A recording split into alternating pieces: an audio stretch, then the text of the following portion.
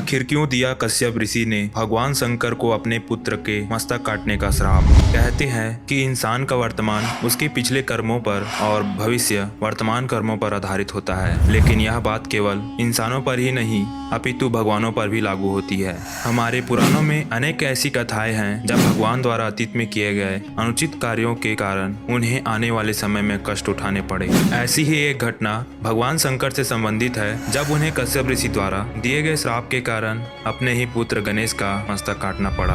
तो दोस्तों, उससे पहले हम जानेंगे कि कैसे हुआ भगवान गणेश जी का जन्म। एक बार देवी पार्वती ने शिव जी के गण नंदी के द्वारा उनकी आज्ञा पालन में त्रुटि होने के कारण माता पार्वती ने अपने शरीर के मैल से एक बालक का निर्माण कर उसमें प्राण डाल दिए और कहा कि तुम मेरे पुत्र हो, तुम्हें मेरी आज्ञा का पालन करना होगा और किसी की नहीं। देवी पार्वती ने यह भी कहा कि मैं स्नान के लिए जा रही हूँ, कोई अंदर न आने पाए। थोड़ी देर बाद वहाँ भगवान शंकर आए और देवी पार्वती के भवन में जाने लगे। यह देखकर उस बालक ने हठ पूर्वक उन्हें रोकने का प्रयास किया। बालक का हठ देखकर भगवान शंकर क्रोधित हो गए और उन्होंने अपने त्रिशूल से उस बालक का सिर काट दिया। अब दोस्तों, सवाल यह आता है कि किस श्राप के कारण शंकर जी ने गणेश जी के मस्तक काट दिए। इस घटना का वर्णन हमें ब्रह्म वैवर्त पुराण में मिलता है, जिसके अनुसार एक बार नारद जी ने श्री नारायण से पूछा कि प्रभु, आप बहुत विद्वान हैं और सभी वेदों के जानने वाले हैं। मैं आपसे ये जानना चाहता हूँ कि जो भगवान शंकर सभी परेशानियों को दूर करने वाले माने जाते हैं, उन्होंने आखिर क्यों अपने पुत्र गणेश के मस्तक को काट दिया। यह सुनकर विष्णु जी ने कहा,